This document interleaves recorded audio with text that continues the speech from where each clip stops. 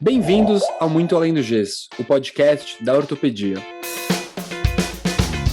Bom dia, boa tarde, boa noite para vocês, nossos queridos ouvintes. Meu nome é Leandro Enisman, sou médico ortopedista e juntamente com meus amigos Noel, André, Bruno e Matheus, apresentamos o Muito Além do Gesso, o maior podcast ortopédico do Brasil e do mundo. Você está caindo de paraquedas aqui e não conhece a gente ainda? Vai lá no nosso Instagram, no podcast.ortopedia, já segue a gente lá, segue a gente no YouTube, segue a gente no Spotify, segue a gente em tudo quanto é canto, porque sempre tem coisa legal. E já aproveita e manda esse episódio também para aquele teu grupo de WhatsApp, dos amigos da residência, aqueles amigos da faculdade, para aquele grupo de ortopedista do plantão, para todo mundo ficar sabendo do nosso podcast. Hoje temos uma convidada muito especial que eu vou passar para o André para ele fazer a apresentação. Bom, pessoal, boa noite. Eu vou apresentar dessa vez em duas etapas. Eu vou apresentar primeiro a doutora Ana Carolina Caire Schiffman, que é uma super advogada. E agora eu vou apresentar também nossa grande amiga Carol. A Carol, que ela já atuou por diversas vezes como consultora na área de saúde, sabe tudo. E a gente vai falar de um tema muito polêmico, muito interessante, que passou a fazer parte do nosso dia a dia. E o tema de hoje é sobre compliance. Carol, seja muito bem-vinda. Obrigado pela presença, obrigado por tudo. Ina, obrigada pelo espaço. Acho que é super interessante poder falar sobre isso com médicos. Acho que a minha experiência, como eu falei com vocês quando a gente estava preparando esse podcast, enfim, já conversei muito a respeito com os fabricantes, né, na indústria de plano de saúde, mas com os médicos eu acho que é inédito. Então, espero poder contribuir aí com essa discussão sobre compliance e, enfim, tirar eventuais dúvidas aí que possam existir por parte dos médicos. Legal. Super obrigado, Carol. Carol, eu vou contar uma historinha rápida, né? A gente até conversou um pouquinho sobre o assunto. Eu fiz residência em 2007, 8, 9, tá? E eu nunca tinha ouvido falar dessa palavra compliance. Não por falta de interesse, simplesmente ela não aparecia. E aí, em algum momento da minha carreira, isso começou a aparecer, começaram a falar, esse tema começou a ficar super presente e muitas vezes quando a gente conversava com o pessoal da indústria de dispositivos médicos e também das farmacêuticas, isso parece que virou uma certa restrição. Então, se você puder falar um pouquinho para a gente o que é o compliance, por que ele surgiu, qual que é a ideia, lógico, eu acho que a gente vai aqui, entre aspas, tentar deixar super didático, super simples, para que todos possam ter uma ideia bem geral do que é o compliance. O compliance sendo muito, enfim, didática. Eu acho que a palavra vem do to comply, que é conformidade. E quando a gente fala em conformidade, a conformidade pode ser com uma legislação específica, pode ser com procedimentos internos que existam dentro de empresas, de associações, enfim, de conselhos, e é isso que é conformidade. Então, a conformidade na indústria, acho que em vocês e no setor, ela vai muito além da questão legal. Então, não é só estar em conformidade com a legislação aplicável, mas também com todos esses códigos que existem dentro das próprias empresas com quem vocês se relacionam e com as associações também, seja ela o conselho médico, as associações ortopédicas que existem, enfim, e outras associações aí de fabricantes que possam existir. Então, isso é conformidade. Oi. Carol, já vem uma pergunta aqui. Eu entendi o seu conceito de conformidade e a gente sabe que sempre quando a gente começa a estudar ortopedia, né, a gente começa na residência, né? E pelo que eu estou entendendo, tem a conformidade ética pessoal minha, né? Ética pessoal da Sociedade de Ortopedistas e tem a conformidade legal, né? Tem leis, etc., aí que você sabe muito mais do que a gente, né? Quando você acha que o médico deveria começar a olhar isso? Você acha que é quando ele começa a trabalhar e ele tem que saber o que é? Você acha que na residência médica, talvez, sei lá, que seria como se fosse um estágio, né? Pensando do advogado, né? Que ele se forma, ele estagia, né? E depois exerce. Será que deveria cair isso na nossa prova da OAB, que é a prova da SBOT? Onde você acha que a gente deveria começar a ouvir essas coisas? Eu acho que em todo momento. Eu acho que desde a formação. Acho que já deveria se discutir esses assuntos. Porque, e até depois que, enfim, médicos já enfim, consagrados, acho que é o tempo inteiro, acho que seja num congresso, acho que sempre tem espaço para esse tipo de discussão. Porque o que eu vejo muitas vezes na experiência prática, tem gente realmente que segue um caminho errado, um desvio ético, porque ele quer e ele sabe o que ele está fazendo. E tem gente que às vezes acaba não percebendo situações de conflito. Isso também é muito comum. Então, eu acho que é importante essa discussão desde sempre para que os profissionais entendam situações de risco, identifiquem e eles possam saber qual que é a melhor tomada de decisão naquela situação, né? Não é que o compliance vai impedir desvios éticos na profissão de vocês, eu acho que isso é impossível, e não é o objetivo do compliance, mas eu acho que é dar esse awareness que a gente fala, né, em inglês, esse conhecimento mesmo para que a pessoa saiba identificar situações de risco. É muito legal, Interessá-las, porque muitas vezes a gente discute aqui até entre nós, e muitas vezes vocês conhecem as regras, porque as indústrias com quem vocês se relacionam têm essas regras muito claras, mas vocês não sabem o porquê da regra, né? Ela tem um porquê, que é endereçar determinado risco. E aí esse risco às vezes não fica evidente. Então, acho que essas discussões, desde a faculdade até em situações em congressos, em discussões técnicas, eu acho que sempre tem espaço para se discutir compliance. Legal, não, muito bacana.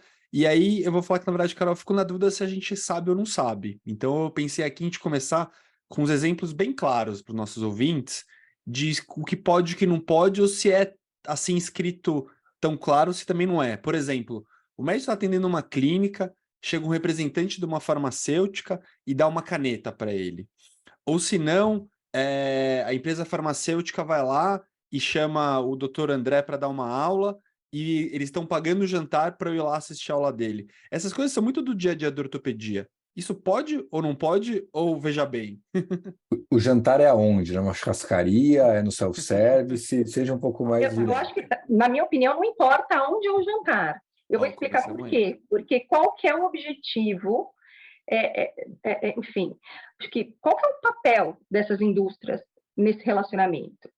Ao meu ver, é uma parte muito mais educacional, capacitação técnica, ou qualquer coisa que se desvie disso, ou seja, a intenção dele seja diferente disso, eu acho que já está numa situação que a gente fala um ponto de atenção, deve ser um ponto de atenção para vocês, né? Por exemplo, no exemplo que você deu, uma caneta, guarda, o que isso vai te ajudar como médico na sua profissão, né? Acho que é uma pergunta que eu acho que vocês têm que se fazer. Em cada uma dessas relações, qualquer oferecimento de algo para vocês, a gente fala algo de valor, óbvio que uma caneta tem um valor pequeno, mas é algo que está sendo concedido. Por que ele está me concedendo isso? Será que, a partir do momento que você tem várias canetinhas daquele fabricante dentro do seu consultório, será que de alguma forma o seu paciente também não está olhando aquele produto e não pode estar direcionando uma venda? Uma possível compra? Então, acho que esse tipo de pergunta tem que ser feita, isso vai direcionar muito se você deve ou não aceitar aquilo, porque às vezes aquilo não existe, como a gente estava falando de compliance no início, não existe uma vedação legal. Você pode receber, não tem nenhuma lei que proíba você de receber.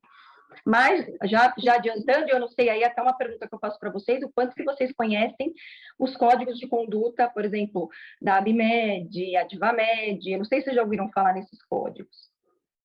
E lá tem muito claro a vedação em relação ao recebimento desse tipo de item, por exemplo, uma caneta. Por quê? Porque ela não guarda relação com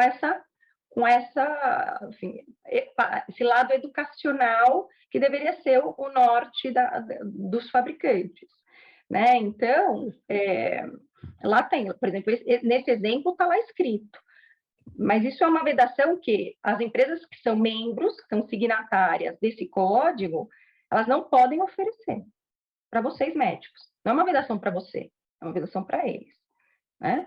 Tá. Mas está lá escrito, e lá tem para quem não conhece, são códigos que trazem muito claramente, com exemplos e tudo mais, algumas dessas respostas. E Carol, quando a gente fala em educacional, porque, de certa maneira, a gente vai tentar aqui, lógico, com exemplos e até brincadeiras, né?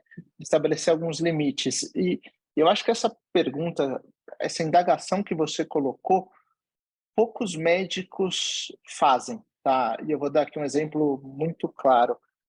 Existia uma reunião, justamente na residência, que era a reunião clínica, onde todos os residentes iam para uma sala, junto com os chefes, e aí na hora que você saía dessa reunião, ficava um corredor, parecia até um corredor polonês, com 2 fileiras, uma de cada lado, com todos os representantes entregando sacolinhas com coisas. Geralmente era uma amostra grátis, canetas e bloquinhos, sabe? São coisas com valor, entre aspas, pequeno, mas eu não via ninguém se perguntando por que não aceitar. Assim, todo mundo pegava. É uma coisa que, de certa maneira, não era educado a perguntar por que esse cara está me dando isso. Eu só simplesmente pegava. E eu acho que talvez essa seja a primeira pergunta que você deva fazer quando te oferecem alguma coisa ou não nesses casos, tá? E quando a gente leva para o lado educacional, algumas linhas talvez a gente tenha que traçar. Então, aqui eu vou te fazer uma pergunta. O cara vai lá e faz uma aula, e ele te leva num avião muito chique, traz uma bebida muito cara, você passa uma semana e tem 1 hora de aula. Isso pode, isso não pode? Eu sei que a pergunta é simples, mas a ideia é justamente estabelecer esse paralelo, como se comportar. E antes da Carol responder, eu vou tentar complementar a pergunta do André. Desculpa, Carol, te interromper. E fazendo um paralelo, agora eu vou defender os médicos aqui, né? Imagina um médico que vai para um congresso nos Estados Unidos, educacional, 100%, tudo ok, e aí, tipo, ele chega 1 hora antes da aula, e aí ele emenda na aula, e tem outra aula no dia seguinte, e aí ele vai embora 40 minutos depois da aula, vai embora sem tomar banho, sei lá, sem comer, tipo... Vamos pegar um outro extremo aqui, entendeu? Será que... Como é que a gente encaixa nisso? Eu acho que vou começar com a sua. Eu acho que a consequência disso é justamente os desvios que ocorreram quando isso era liberado. Porque a intenção inicial, quando se concedia isso, era sempre boa. E a intenção era a capacitação, conhecimento técnico sobre determinado produto. Tudo isso tinha uma intenção correta. Aí, o que as pessoas começam a fazer? Desviar dessa intenção. Então, o médico leva a esposa, o médico, ao invés de assistir a aula, ele vai para o outlet fazer compras, e aí acaba tendo um uso pessoal daquele evento. E aí você mistura duas coisas, entendeu? E aí as empresas começam a ser muito mais restritiva para que não se tenha a percepção de que algo de valor esteja sendo entregue àquele profissional de saúde.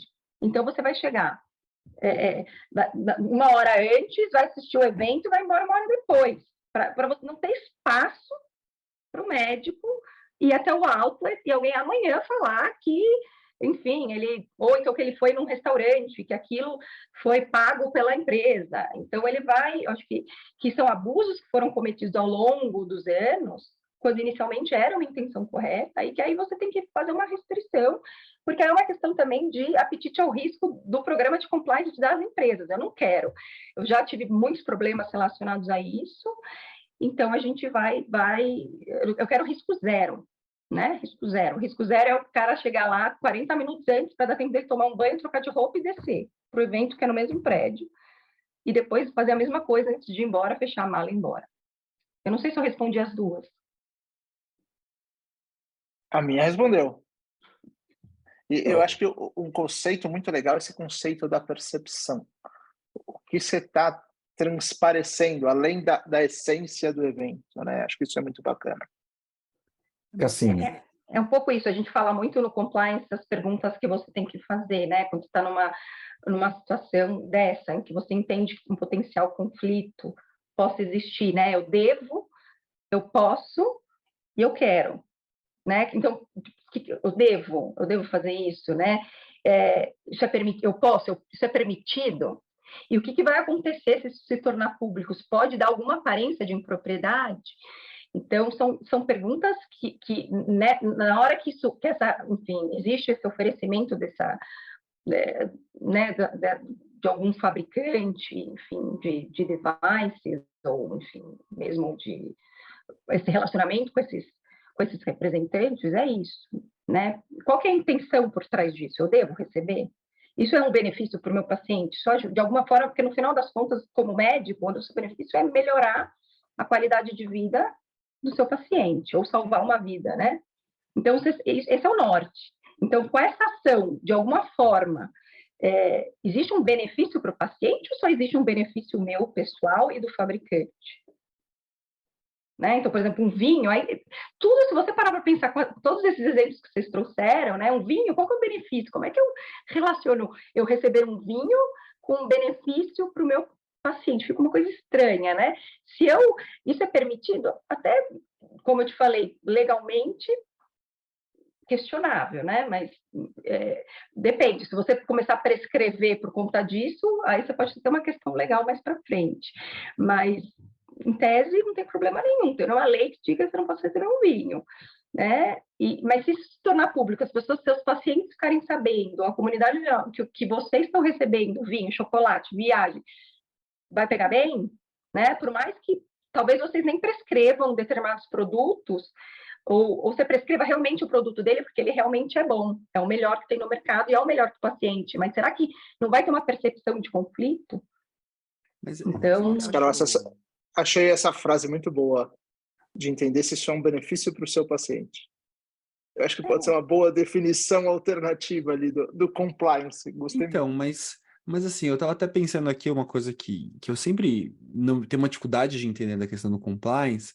Vamos usar o lado científico da coisa, né? Então, por exemplo, a Academia Americana de Ortopedia, que é o Congresso da Sociedade Americana de Ortopedia, é quase o congresso mundial, assim, de ortopedia, sabe? Querendo ou não, os americanos dominam ali, é um congresso gigantesco que gente do mundo inteiro vai. Então, assim, hoje, pelo compliance, uma empresa que a gente trabalha, tal, não pode pagar para a gente ter um apoio financeiro para a gente ir junto para levar a gente para esse congresso. Agora, por exemplo, uma indústria de material, eles podem convidar a gente e subsidiar para a gente ir num curso lá da empresa por exemplo, agora até mudou um pouco, mas só para você saber, Carol, assim, no Brasil era muito difícil ter curso em cadáver, que é uma coisa que para quem é leigo é muito estranho, mas para a gente como médico é muito importante, né? Então era muito comum as empresas levarem os médicos para fazer curso em cadáver nos Estados Unidos. Só que você está indo lá não com um congresso científico no sentido assim, tem gente da faculdade tal, tem artigo científico. Não, eles vão lá mostrar o produto mesmo. Então, você está falando para mim, às vezes me parece assim, poxa, os dois até acho que são benefícios para o paciente se a gente usar esse lado, entendeu? Então, é benefício para o meu paciente eu ir lá, ver o congresso, as técnicas novas e tudo, e é benefício para o paciente, sim, eu ver uma empresa, mas eu até acho que eu até achei mais desviado, assim, sabe? Eu acho até um conflito de interesse maior eu tá sendo ajudado para ir ver um produto específico de uma empresa do que ver um congresso. Como funciona essa lógica no compliance? Eu tenho dificuldade de entender. Então, eu acho que é assim, quando é da própria empresa, está muito claro o objetivo dela, é te apresentar uma tecnologia, né? Hoje em dia, acho que muito disso, uma nova tecnologia, e te capacitar em relação a ela. E faz todo sentido, porque é dela. Agora, quando você vai para um evento de terceiros que não é conduzido por ela, em que a agenda não é dela, ela não tem esse controle do que o Leandro vai fazer, o que ele vai estar vendo, se isso guarda a relação com o próprio produto dela. Então, isso é um benefício para você, médico. Não deveria ser algo que... Aí vem a discussão de quem que tem que... porque, assim, vamos lá, acho que tanto na área de vocês como na área jurídica isso é aplicável, né? A tecnologia vai mudando. Então, o que você estuda na faculdade não é... né? Você vai ter que evoluir e vai ter que aprender novas técnicas e tudo mais. Do mesmo lado nosso, quando a gente fala de legislação e tudo mais, a gente tem que continuar aprendendo. Mas de quem é o papel, quem é o responsável por essa educação continuada, vamos dizer assim? É do fabricante, será? Essa é a pergunta. Não deveria ser, Sim. Entende? É um pouco isso. Então, agora, faz sentido ele te levar para você conhecer a tecnologia, a empresa, a qualidade, os processos de qualidade em que determinado produto é fabricado. Guarda a relação, entendeu? Agora, o de terceiro não necessariamente com ela. É dela e de diversas outras técnicas, e muitas vezes não é de um produto dela, é de uma, sei lá, é algum outro conhecimento. Então, por isso que e isso também é algo que também está proibido nos dois códigos que eu comentei lá atrás, da ABMED e da DivaMed. Ela pode conceder, ele pode pagar para você ir no evento dela, mas não pode pagar para vocês irem num evento de terceiros. Já é uma proibição. E aqui no Brasil desde 2018. Então, ela não pode. Inclusive, Tem uma vedação dos próprios códigos de conduta. porque o que a gente reparou também, Carol, é que no meio dos médicos, de uma maneira informal, parece que a palavra compliance também foi usada quase como assim, de uma maneira meio universal e indiscriminada para que as coisas não acontecessem. Eu não estou falando nem certo nem errado, simplesmente, não, isso aqui não é compliance, sabe? Parece que virou uma frase meio geral.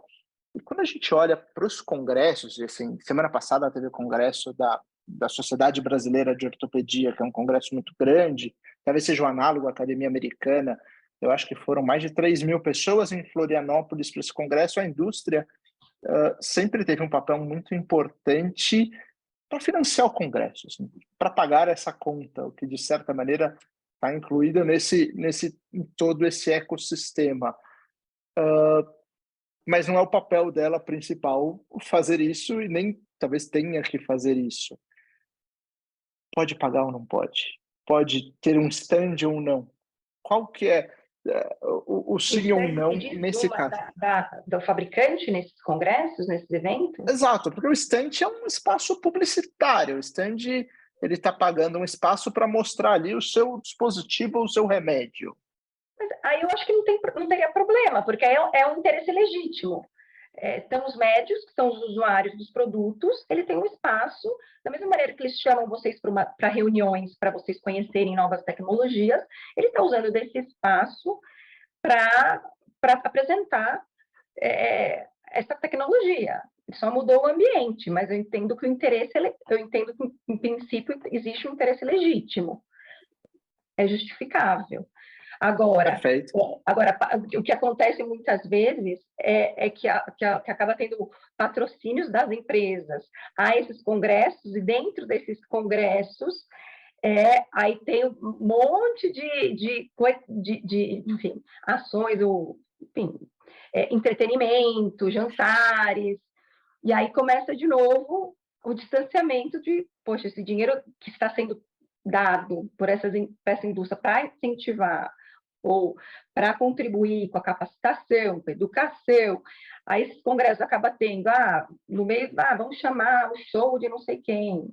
Aí você começa a desvirtuar, porque o objetivo não é esse. De novo, o objetivo é capacitação técnica, né? Enfim. Carol, quem não gosta sempre para o mesmo ponto, né? Quem não gosta do Gustavo Lima, né, Carol? Mas enfim, brincando, né? Mas vou aproveitar aqui a presença de uma advogada aqui e vou fazer um comentário filosófico, sociologia, né? Lembrando da faculdade de Direito. Assim, eu gosto do termo sacerdócio hoje em dia para o médico. Eu acho que tem muitas coisas positivas. Polêmico, eu gosto. Não, eu vou te explicar por quê. Eu acho que é tão nobre o que a gente faz. É verdade, não estou denegrindo as outras profissões, mas é nobre e tem um peso de muita responsabilidade, né? E quando a gente pensa, poxa, a gente está implantando um produto numa pessoa, né? Uma prótese, uma placa, e, pô, uma super responsabilidade. A gente tem que ser remunerado por isso, entendeu? Isso é justo, digno e legítimo, assim como está no Código de Ética Médica, que o médico deve ter uma remuneração justa e digna. E quando a gente pensa num outro profissional liberal, sei lá, um decorador, um arquiteto, um comerciante, que aí ele vai vender um produto, um negócio, e ele tem literalmente uma comissão, né? Por isso, né? Se é ético, é antiético, é um fato, né? Acho que todo mundo sabe que o corretor de imóvel ele tem uma porcentagem a partir do que ele vende. Isso claramente é proibido pelo Código de Ética Médica, né? E eu concordo com isso, porque eu acho que a gente tem que ser remunerado pelos nossos serviços e não pelos produtos que a gente está produzindo, né? Do ponto de vista ético, né? Mas como você vê isso como classe médica, como classe trabalhadora, né? O próprio advogado, né? Tem muito advogado que ele ganha uma porcentagem a partir da ação, né? Mas é a remuneração dele, né? É simplesmente uma remuneração, não é um adicional. Mas por que ele faz sentido? É uma coisa que é do mercado, né? O mercado dos advogados é cobrar, sei lá, 15% sobre o negócio. Por que ele não pega um valor Noel, fixo? Oi. eu gostei de toda essa historinha que você inventou para tentar enrolar o advogado, mas eu acho que não colou. Não, eu quero ouvir dela, ela pode falar. Sim, Tá bom, tá bom. vai, vai. Eu acho que você não vai enrolar. Vai. Não, porque assim, eu sou a favor da gente, eu sou a favor da remuneração do médico ser justa e digna, mas eu queria entender do ponto de vista de classe. Eu acho que a gente tem que ser visto como classe e batalhar pelas coisas certas, não pelas coisas erradas. Essa é a minha opinião, entendeu? Mas é claro que tem classes que trabalham dessa maneira, sei lá, um corretor, um outro negócio. Não sei por que acontece isso. Queria ouvir a Acho opinião. que é mais transparente, né? Eu acho que, por exemplo, você pega um arquiteto, acho que todo mundo que vai contrata uma arquiteta sabe que ela vai receber uma comissão pela indicação da loja. Acho que, no caso, acho que de vocês, é muito pouco transparente essa relação que vocês têm com os fabricantes. É algo que está mudando, que a gente vê assim, nos Estados Unidos, isso já é uma realidade, né? Através do Sunshine Act, vocês devem já ter ouvido falar, não sei se já ouviram, que é a obrigatoriedade de deixar, para quem não sabe, né? Mas para declarar todas as relações financeiras entre médicos e fabricantes, e isso é colocado, é aberto publicamente para quem quiser fazer essa pesquisa. Aqui no Brasil, isso já existe uma legislação mineira, não sei se vocês conhecem também, que também tem essa obrigatoriedade, tem um projeto de lei para ter o Sunshine Act brasileiro, e eu acho que isso pode ajudar muito a dar essa transparência. E é isso, se você se o seu interesse, no final das contas, é o benefício do seu paciente, tem por que você ter medo de esconder essa relação. E aí o paciente também tem acesso a isso, aí vai ter ONG que vai estar olhando para vocês, investigando, enfim. E aí eu acho que isso é muito benéfico nessas relações, mas eu acho que por se tratar de vida e por ser algo também, enfim, acho que tem uma simetria de informação muito grande entre o conhecimento de vocês e o do paciente, que eu acho que talvez é mais difícil da gente, enfim, talvez aceitar, vamos colocar assim, o pagamento de comissão para o uso de determinado produto. Não sei se, para mim, ainda me soa algo estranho. Acho que é estranho e legal, né? Acho que isso está bem estabelecido, né? Ainda que fosse legal, né? Com certeza, ainda que fosse legal, isso, ou seja, gera como a gente fala, um conflito, né? Você ia querer fazer coisas indevidas e, tipo, todo mundo é ser humano. E então fica a dica aí para você olhar seu arquiteto, decorador, né? E para você saber disso, para quem não Não me sabe, matem, né? né? Mas, enfim. Oi? Mas hoje em dia, a maioria dos contratos, até defendendo, vou defender para eles não me matarem, mas até está no próprio contrato com eles, né? Que um percentual de tudo que você fecha, ou, enfim, várias comissões aí que acontecem. Eu acho que é bem transparente. Carol, eu vou te E, falar que eu Carol, tô... Vai lá, vai lá. vai lá. Não, vai você. Eu tô um pouco em loop ainda aqui, enquanto vocês estavam discutindo essa questão da parte do exemplo que você deu, assim, do congresso e de ter um show, ter um jantar, porque é daquelas coisas assim, tipo, pra mim isso é aquelas coisas que eu acho que a teoria se distancia um pouco da prática, e eu tô aqui dentro da minha cabeça concordando e discordando de mim mesmo, assim, porque eu acho que, assim, eu entendo o lado de, por exemplo, o exemplo que você deu, a indústria vai lá e patrocina um congresso, e eles estão pagando realmente para, poxa, para divulgar os produtos, para as pessoas terem conhecimento científico e tal.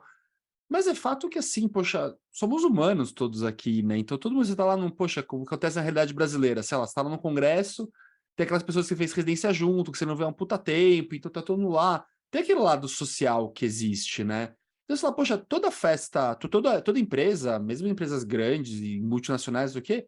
Tem a festa de final de ano, agora chegando no final de ano, tem a festa de Natal ali, e também se contrata gente, não sei o quê. Então, aí não é o lado que acho que, assim, de repente, o compliance está tentando ser mais perfeito do que o próprio humano. Não sei se estou viajando demais aqui, mas eu quero dizer, tipo, é normal você estar num evento que tem um monte de gente, as pessoas vão querer ter coisas sociais, entendeu? É tão errado assim. Então, eu concordo, não vai trazer benefício para o paciente, entendeu? Mas aí, tipo, e também assim, poxa, então vamos ser honestos aqui. Se você pegar e fizer um congresso, mesmo se fosse um evento de direito, se fosse um evento de arquitetos, já que a gente está entrando no lado deles, e você fizer, entre aspas, só trabalho das 8 às 5 da tarde, acabou, todo mundo pega o lunchbox ali e vai pro seu quarto, quanta adesão você vai ter a isso, né? Não, é importante, eu concordo com você, eu acho que é super importante nesses momentos o networking, isso em qualquer área, médica também. A grande questão são os exageros, né? Eu acho que o bom senso aí é normal, você chegar no final e ter um coquetel para as pessoas, para permitir esse networking, isso não tem exagero. Agora, você chamar a Ivete Sangalo para um evento, sabe, o sertanejo, não é qual que você gosta? Do André Lima, você falou, já esqueci, não é muito minha praia. Gustavo Lima. Não é minha também, não. Não é minha também, não. Tá vendo que eu sei bem de sertanejo, né? Eu falei que tá fazendo sucesso no meio ortopédico. Talvez eu lembre de Leandro Leonardo, de Chororó, acho que o pessoal vai saber minha idade por aí. Mas, enfim, acho que voltando para essa pergunta, acho que é a questão do exagero. E eu acho que nesses congressos também, vocês mesmos pagam para ir, é diferente, você está pagando. A grande questão é um congresso 100% patrocinado, ou com grande aporte dessas indústrias, aí, e que tenha muito disso, entendeu? Aí você tem um torneio de golfe, você tem Ivete Sangalo, você tem, sei lá, um chefe famoso que vem para fazer um jantar, são os exageros, né? Eu acho que você ter um coquetel, acho que isso não vejo o porquê proibir. Carol, eu vou... Não, eu queria tirar só umas dúvidas, assim, do ponto de vista bem prático, tá? A gente falou questões de transparência, de assimetria, mas falando ali na transparência, e aqui eu vou dar exemplos, assim, por exemplo, quando eu vou dar uma aula, eu coloco a minha filiação com os hospitais que eu trabalho, o hospital que eu trabalho, porque, obviamente, se aquele hospital permite os implantes da empresa A, B ou C, talvez isso esteja implícito, e, eventualmente, quem me contratou para aquela aula ou para quem eu sou contratado para dar as aulas. E frente ao paciente, aonde que se declara isso, não se declara? Eu também, obviamente, declaro tudo isso dentro dos hospitais, dos serviços, mas como deve ser feito? Como é que o médico tem que se comportar? É isso mesmo? Eu estou fazendo certo nas minhas aulas? Não estou? Esse é o caminho, não é? Porque eu diria que das aulas dos brasileiros, eu acho que 95% declaram que não tem conflito. E talvez, por não conhecer exatamente a regra, todo mundo trabalha em algum lugar.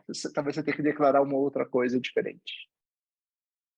Olha, eu confesso que eu não tenho esse conhecimento se existe alguma obrigatoriedade de declarar, mas eu acho que do ponto de vista de transparência, eu acho maravilhoso o que você me diz, entendeu? Eu acho que fica muito claro os relacionamentos que você tem.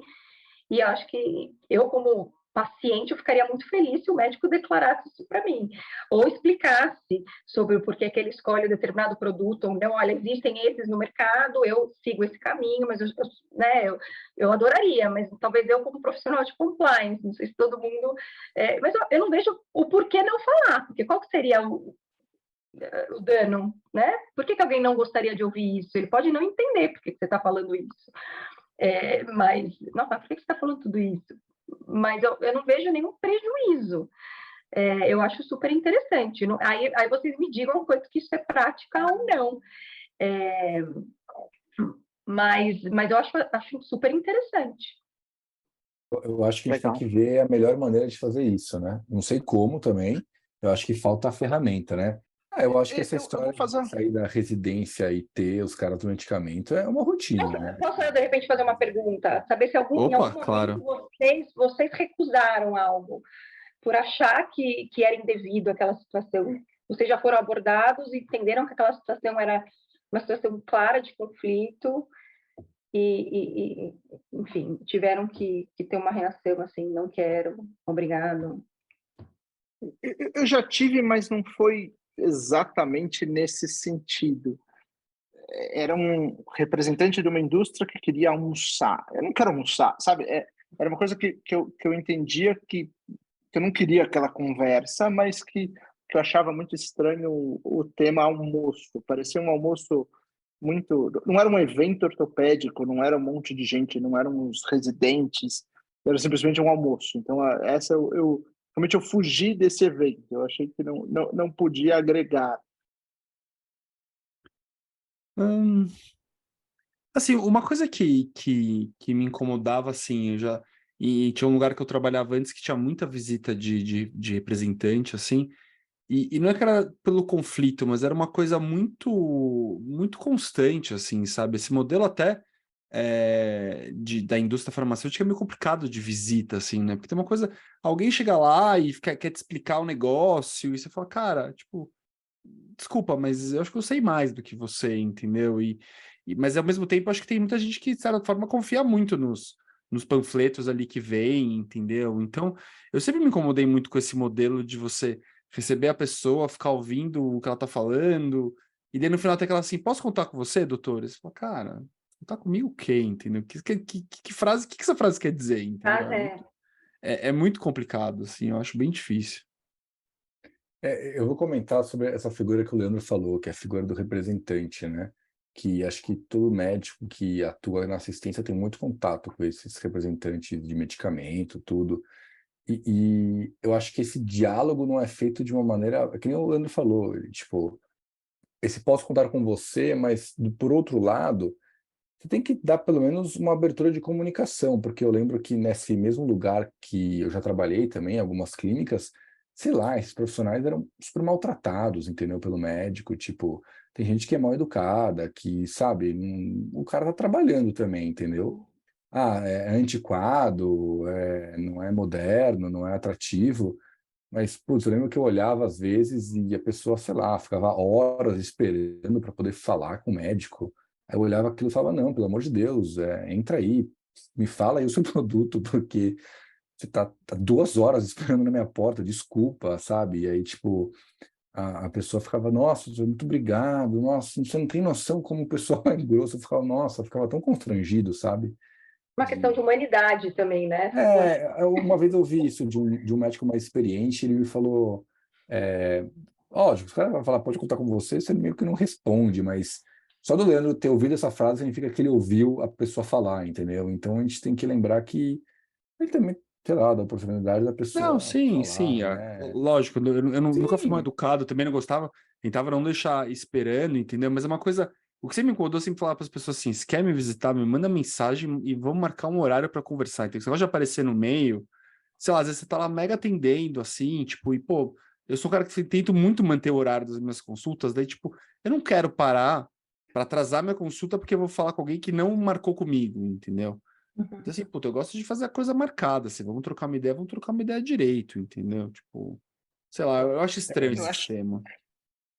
eu acho que dessas situações, uma que me chamava muita atenção, que eu não sei se hoje em dia ainda acontece, ah, eu lembro bem na residência que os representantes de laboratório, esses mesmos que a gente está falando, eles te procuravam e você tinha uma espécie de uma classificação, e eles mostravam isso. Eu nem sei se eles deveriam mostrar, mas eles chegavam, aqui vou usar o exemplo do Matheus, vai, só para não botar alguém que não está. Então, o Matheus era nível 1, porque ele prescrevia muito. Aí você falava, bom, mas como é que você sabe o que acontece com o Matheus? E eles falavam, eu não sei se isso é verdade, eu não estou acusando, estou fazendo todo o disclaimer completo, eles pegavam esses dados nas farmácias, eles sabiam que o Matheus prescrevia muito tal e tal remédio, e parecia consistente. Naquele momento parecia consistente, e como eles sabiam que o Matheus atuava muito, eles corriam atrás do Matheus. Lógico, eu vou fazer essa pergunta de um jeito bem simples para a Carol. Isso pode, e a outra é, obviamente, se mudou e não pode mais, ou se nunca pôde, como é que isso funciona? Porque eu imagino que, talvez com lei geral de proteção, isso não deve poder de maneira nenhuma, né? Olha, confesso para você que você me pegou. Essa parte de proteção de dados não é minha praia. Sou um compliance de outras vertentes, mas é, enfim, mas eu acho que eles têm acesso sim a essas informações, a gente sabe disso. O que eles dizem, o que existe muito dentro, quando você olha para um programa de compliance, é que essas pessoas, esses sales reps, representantes de venda, não têm influência na escolha, por exemplo, de qual médico que vai ser um speaker, qual médico que vai receber uma bolsa, qual médico. Eles não têm que ter participação nisso. Então, nos programas de compliance, normalmente isso é segregado, são times diferentes e eles não têm participação nessa decisão justamente para distanciar a equipe de vendas e marketing da equipe técnica. Não sei se enfim, de alguma forma isso ajudou. Aliás, essa Ajudou, parte ajudou. Eu acho que essa essa segregação talvez seja importante, que pode manter algum tipo de ética nesse processo, né? Não, que eu ia comentar que essa parte de lei de proteção de dados também é outro buraco negro, né? Também que tudo também, um monte de coisa no hospital, não, isso é na vida do dia a dia, né? Não, isso é lei de proteção de dados, e também a palavra tipo compliance, as pessoas vão jogando a palavra e Vai tipo, ter o precisa saber o compliance que é. acima de tudo. E o compliance, no fundo, é isso, é risco, né? É que as pessoas usam essa palavra e hoje ela tem, é muito mal vista, porque por desconhecimento, você vê. Quantas vezes vocês escutaram isso? Né, quantas vezes a própria indústria farmacêutica de devices, quantas vezes vocês são convidados para ir lá e quantas vezes que existe uma abertura ou uma pílula de compliance que seja discutida. Isso é inexistente ainda, né? Pelo que vocês me contam, pelo que eu converso, que eu observo. Eu acho que isso já existe sempre, essas discussões.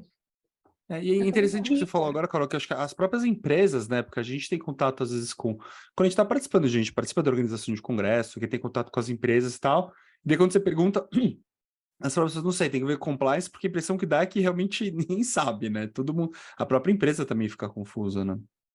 É isso mesmo, é isso mesmo.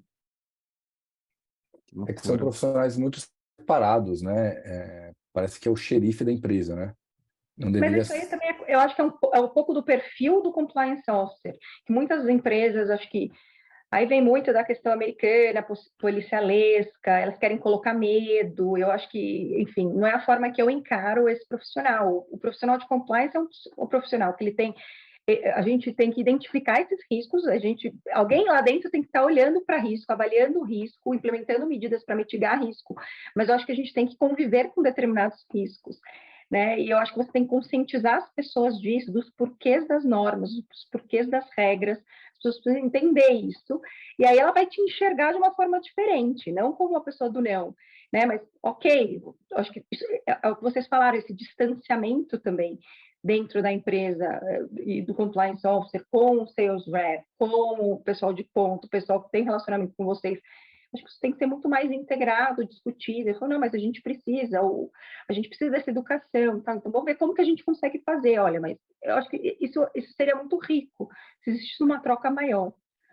Legal. Carol, acho que, putz, super rico todo episódio, mas eu vou te falar que uma frase que me marcou muito, que eu acho que clareou muito o pensamento sobre compliance, é você perguntar sobre aquele ato se tem algum benefício para o paciente. Eu acho que essa frase pode nortear muita coisa, assim. Eu acho que essa frase pode servir como um guia para o médico decidir se deve ou não participar daquilo, sabe? Eu acho que isso talvez seja a melhor tradução de compliance para um português bem claro, é participar disso de alguma maneira vai beneficiar o paciente. Se a resposta for não, eu acho que pelo menos vai ser o meu guia para eu fugir daquilo. Foi muito claro, né? Foi muito rápido, não. É o ponto de atenção. É o ponto de atenção, legal. O show do Chacrinha Cover não vai ajudar. Fantástico, coitado do Chacrinha.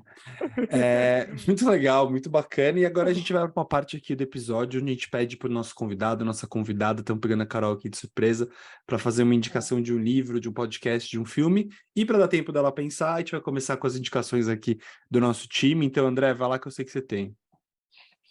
Bom, eu separei uma indicação, lógico, tem muito a ver com esse tema. É de um filme da Netflix, já é um pouquinho antigo.